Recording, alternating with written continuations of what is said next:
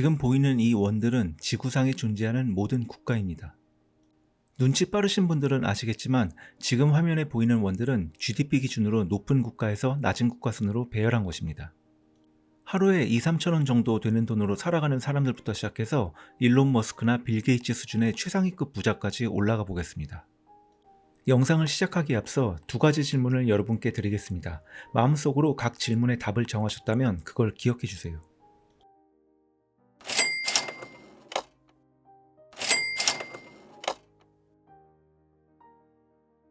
세계은행에 따르면 1인당 GDP가 가장 낮은 국가 하위 10개국은 모두 아프리카에 위치해 있습니다.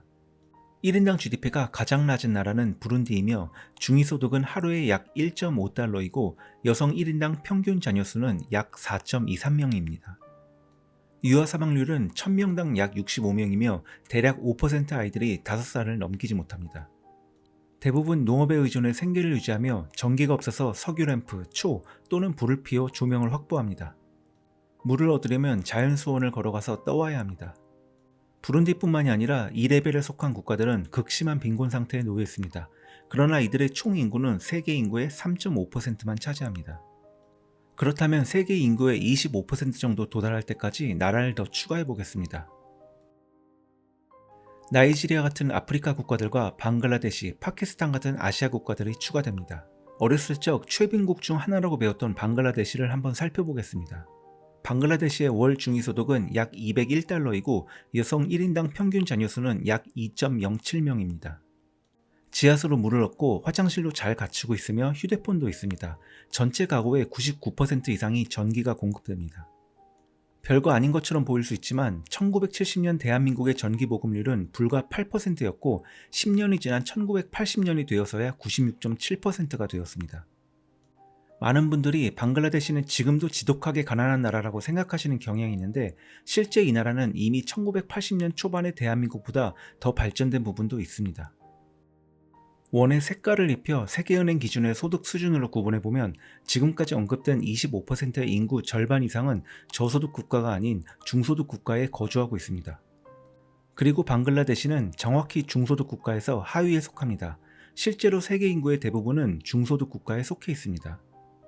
즉, 첫 번째 질문에 대한 답은 2번입니다.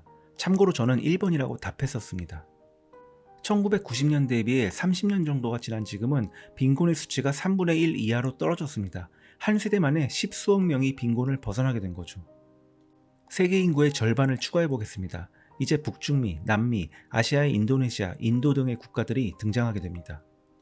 인도네시아의 중위소득은 약 360달러 정도이고 여성 1인당 자녀수는 약 2명, 그리고 대부분의 가족이 시골이 아닌 도시에 삽니다. 당연한 현상이겠지만 국가가 발전하면 할수록 시골에서 도시로 이주하는 경향이 생기게 됩니다. 집집마다 화장실, 부엌, 침실 등을 갖추고 있으며 대부분의 사람들이 인터넷과 스마트폰을 이용합니다. 이제 상위 25% 이상까지 올라가서 브라질을 살펴보도록 하겠습니다. 브라질의 중위소득은 약 1770달러, 여성 1인당 자녀수는 1.65명으로 여기서부터 인구 유지 기준인 2명 이하의 출산율을 보이기 시작합니다. 부유한 국가로 올라갈수록 출산율이 낮아지는 것이 확인이 되며 브라질 역시 영양실조보다 비만으로 인한 사망자가 더 많이 발생합니다. 이 정도의 소득 수준이면 집집마다 컴퓨터와 자동차를 보유하고 있는 것이 흔한 일이며 세계 평균보다 상위지만 아직 최상위 국가들과는 차이가 있는 모습입니다. 더 위로 올라가서 전 세계 인구의 90%까지 도달해보면 이제 고소득 국가들이 등장하기 시작합니다. 스페인을 한번 살펴보겠습니다. 스페인의 중위소득은 연간 약 21,327유로로 하나로 3,310만원 정도입니다. 이 나라의 국민들은 양질의 사회보장, 공공시설을 누리며 이 수준의 국가들은 여행의 자유도 생깁니다.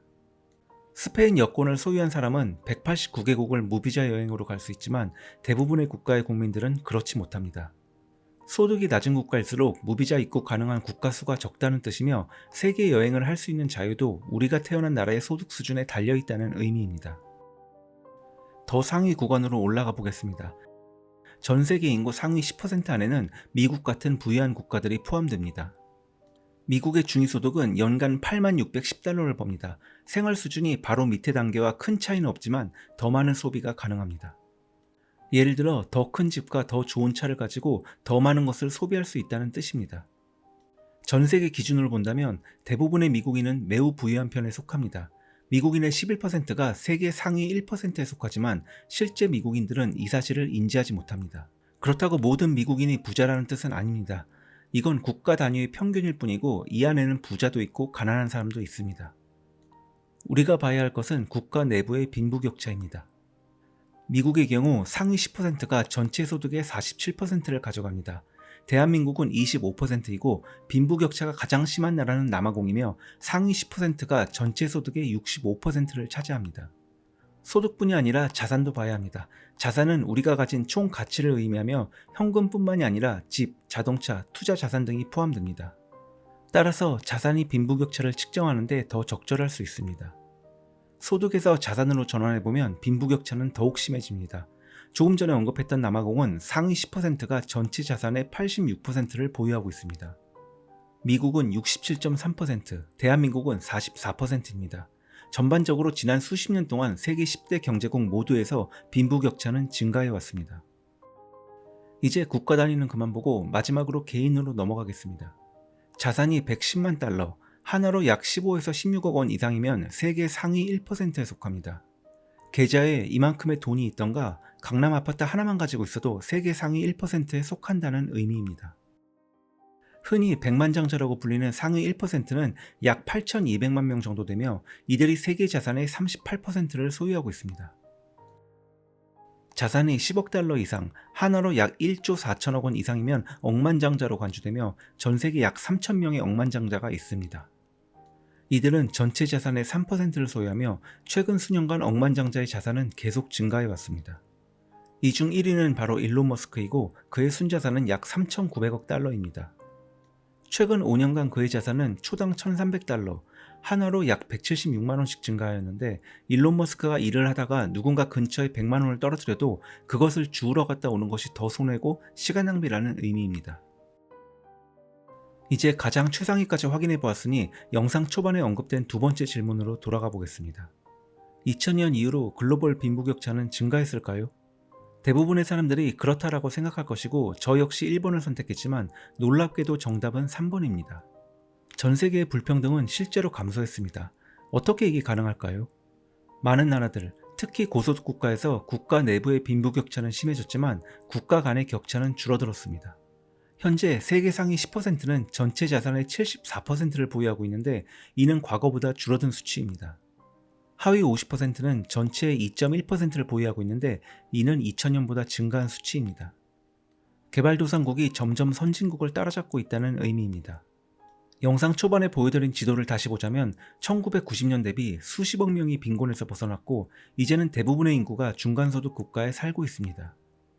저를 포함해 많은 사람들이 두 번째 질문에 틀린 답을 한 이유는 우리가 세상을 정확하게 이해하지 못하고 있기 때문입니다.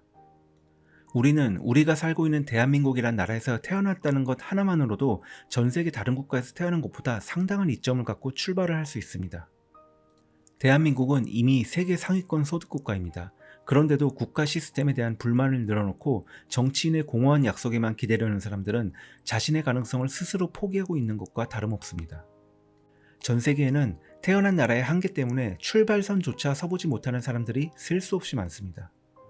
하지만 우리는 다릅니다. 기본적인 교육, 인터넷 접근성, 자본주의 시장, 선택의 자유 이미 다 갖췄습니다.